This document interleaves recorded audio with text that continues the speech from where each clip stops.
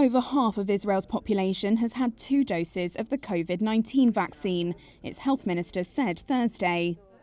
It's a world-beating rollout that has helped the country emerge from pandemic closures. Israel began distributing the Pfizer-BioNTech vaccine in December, with eligibility extended to people over the age of 16. That's around 69% of a population of 9.3 million. Israelis like Barak Saref say the rollout is transformative, giving them their freedom back.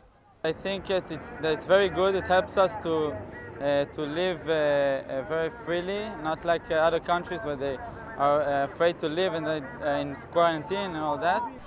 In a statement, Health Minister Yuli Edelstein said at least 50.07% of the overall population had received both vaccine doses, and some 55.96% the first dose.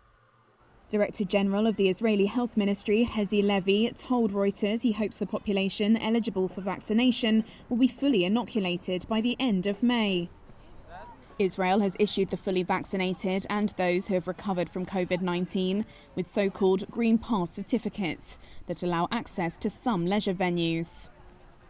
Since the country eased its nationwide lockdown in late February, most businesses, schools and airports have gradually resumed activity, with caps on capacity. Israel counts East Jerusalem Palestinians as part of its population and has been providing them with vaccines. It has offered shots to Palestinians who work in Israel and settlements in the occupied West Bank too. Palestinian health authorities have launched a limited vaccination program in the West Bank and Gaza Strip, using doses from Israel, Russia, the UAE and the global COVAX vaccine sharing initiative.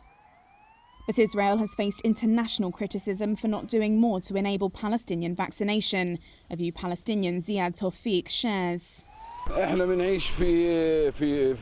We live under an occupation. Even though we say we are a state, we are really not. They are a state that's in control over us through land, air and sea, so they are stronger than us. They are able to obtain all types of vaccines and inoculate all the population. But it's not easy for us to get the vaccines like we think it is.